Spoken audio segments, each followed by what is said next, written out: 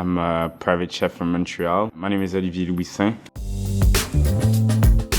What did you bring for me to try today? Today I brought smoked meat pasta from Nichols. I used to go there at least once a week. So the smoked meat, before it was, I think, $9 and get the other one for 5 cents.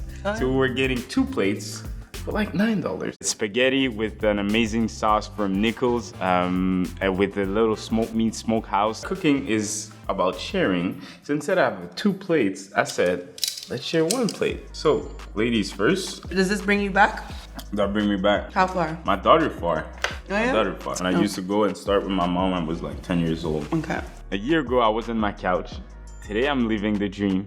And next year, I'm still gonna live up to that dream. So did you have like a support system, like when you started going into the food business? I remember when I started cooking, I was a young, cocky, sorry about my language, but mother.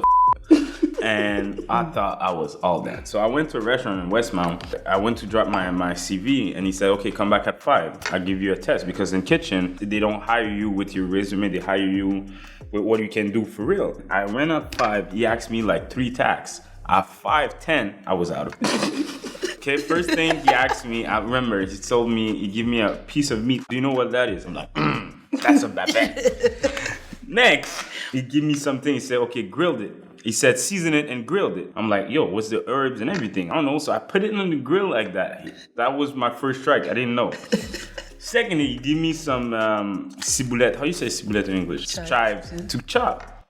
Is it the knife the problem? No, it's like... You couldn't take the heat in the kitchen? I couldn't. He tell me, okay, that's enough, get out. That criticism pushed you. Yeah, for sure. Yeah, for sure. Now, you were like, nah, I gotta learn shit. No, yeah, pass it to another gear, and I'm a proud person. And after that, it went to another gear. I'm saying, no one's gonna kick me out in 10 minutes no more. Do you think there's a difference between like a chef and a cook?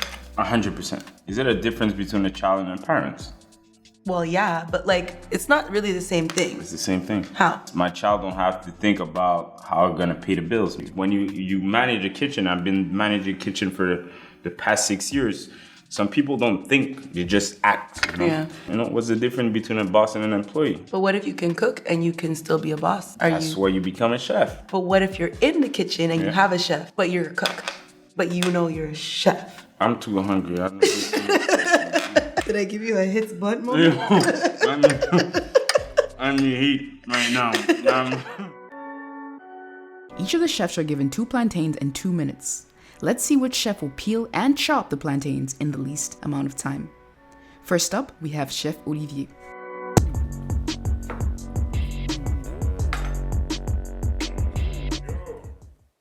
Vous avez pas pris des plantains mûrs?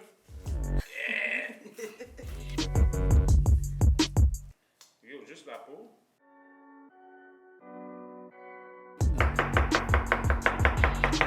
Top, man.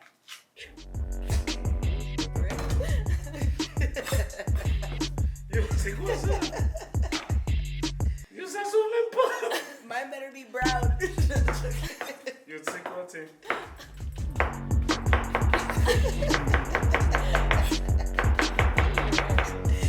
Tout ça, that's what you have.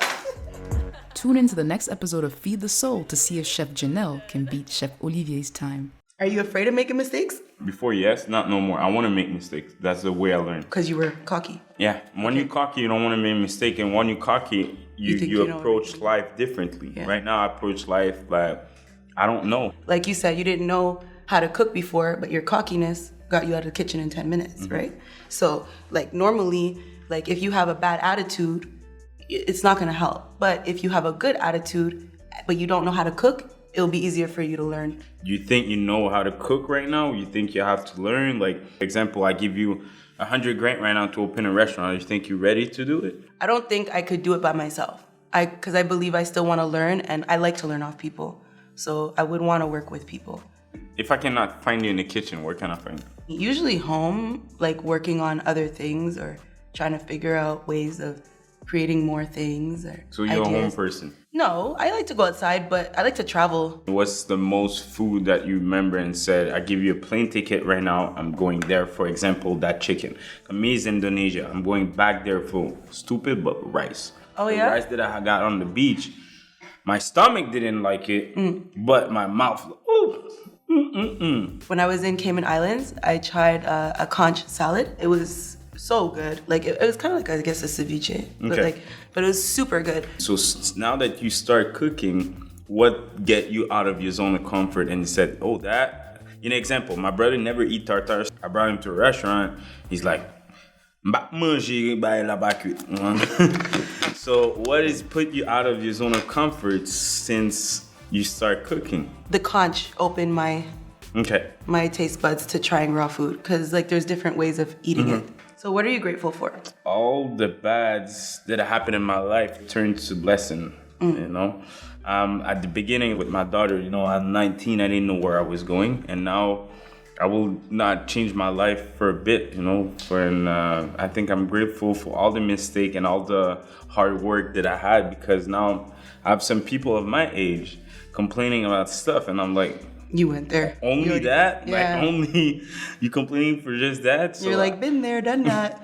So I think I'm grateful for my past life. Before I was like complaining about it, I was mad about it, and now I won't change a dime for it. Let's cheers to that before I get a drink. Let's cheers. Let's cheers.